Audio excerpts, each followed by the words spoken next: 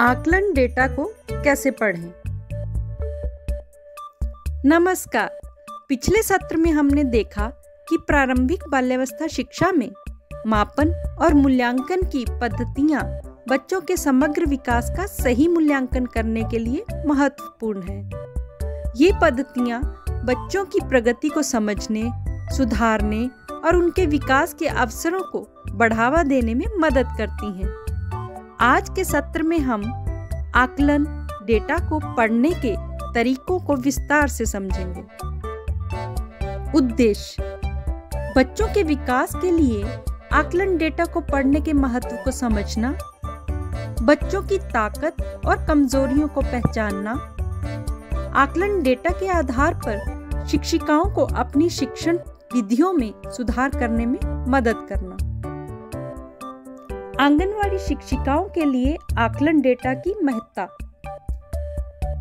आकलन डेटा को पढ़ना और समझना आंगनवाड़ी शिक्षिकाओं के लिए बेहद महत्वपूर्ण है, क्योंकि यह बच्चों के विकास को ट्रैक करने और शिक्षण विधियों को अनुकूलित करने में मदद करता है। आकलन डेटा के जरिए शिक्षिकाएं यह जान सकती हैं कि बच्चों को किन क्षेत्रों में मदद की आवश्यकता है और कौन से क्षेत्र में वे बेहतर कर रहे हैं। आकलन डेटा को पढ़ने के प्रमुख तरीके: रुझानों की पहचान करना।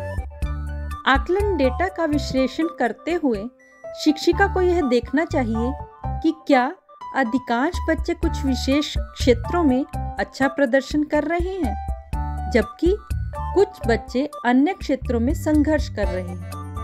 उदाहरण के तौर पर, यदि बच्चों को रंग भरने में कोई समस्या हो रही है, तो यह संकेत हो सकता है कि इस गतिविधि के लिए अतिरिक्त मार्गदर्शन की आवश्यकता है। उदाहरण: मान लीजिए कि शिक्षक ने बच्चों से वर्कशीट पर रंग भरने को कहा। हर बच्चे को वर्कशीट और 3-4 मोमी रंग दिए गए। दिए गए चित्र में बच्चे को रंग भरने को कहा गया।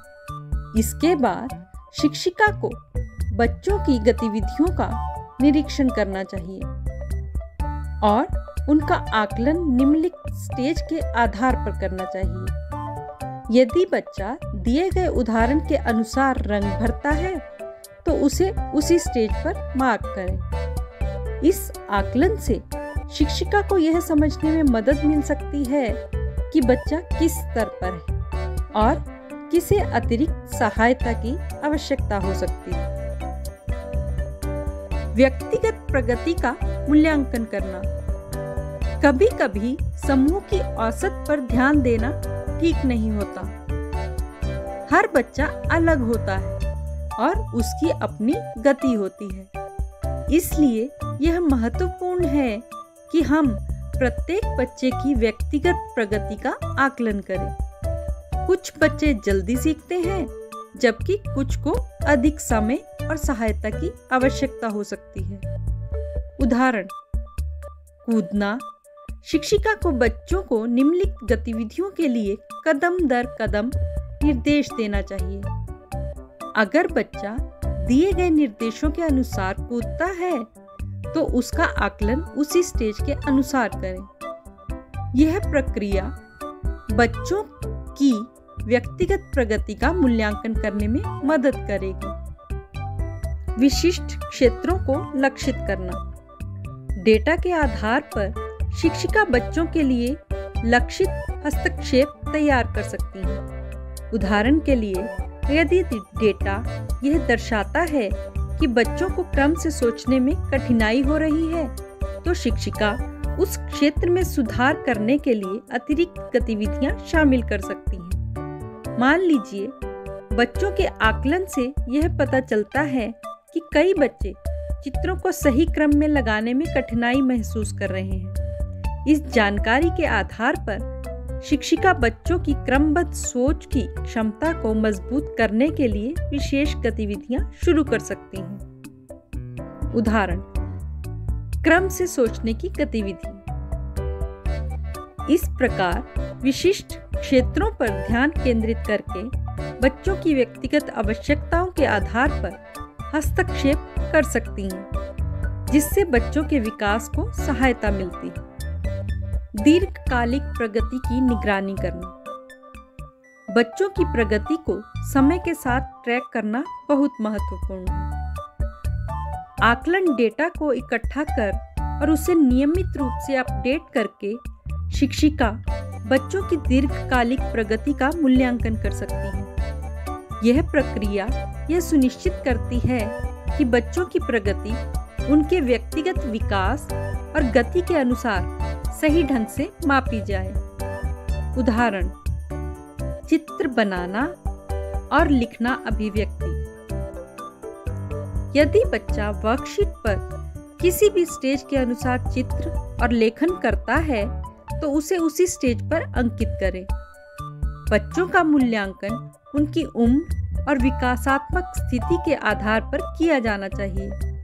उदाहरण के लिए 3 साल का बच्चा स्टेज 1 पर हो सकता है, 4 साल में स्टेज 2 तक पहुंच सकता है और पहली कक्षा में स्टेज 4 तक पहुंच सकता है। दीर्घकालिक मूल्यांकन बच्चों की प्रगति को ट्रैक करने में मदद करता है ताकि उनकी व्यक्तिगत गति के अनुसार सुधार और सहायता दी जा सके। आकलन डेटा से बच्चों की भावनात्मक और सामाजिक प्रगति का आकलन। आकलन डेटा केवल शैक्षिक प्रगति के लिए नहीं, बल्कि बच्चों की भावनात्मक और सामाजिक प्रगति के लिए भी महत्वपूर्ण है।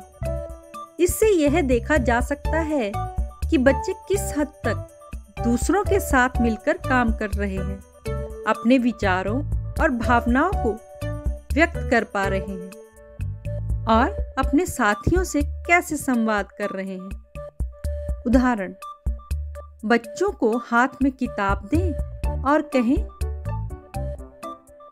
अगर बच्चा पूछे गए प्रश्नों का सही उत्तर देता है तो उसे उसी स्टेज पर मार्क करें। इस प्रक्रिया से शिक्षिका बच्चों की भावनात्मक और सामाजिक प्रगति का मूल्यांकन कर सकती है, जैसे कि वे कितनी आत्मविश्वास से सवालों का उत्तर दे रहे हैं और कहानी में भाग ले रहे हैं।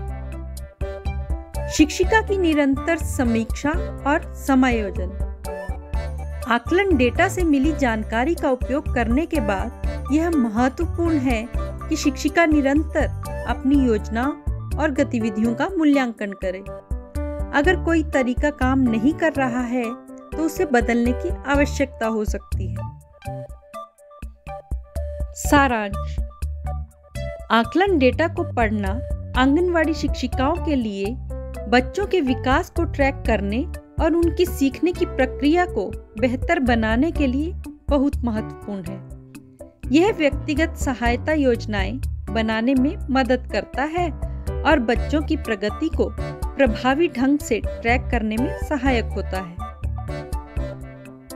आज की असाइनमेंट है, आपने देखा होगा कि कुछ बच्चे कुछ गतिविधियों में पीछे रह गए हैं। इन बच्चों को उन गतिविधियों में सुधार करने में मदद करने के लिए आपको कौन-कौन सी रचनात्मक रणनीतियां अपनानी चाहिए? 200 से 250 शब्दों में इसे लिखकर हमारे साथ साझा करें। धन्यवाद।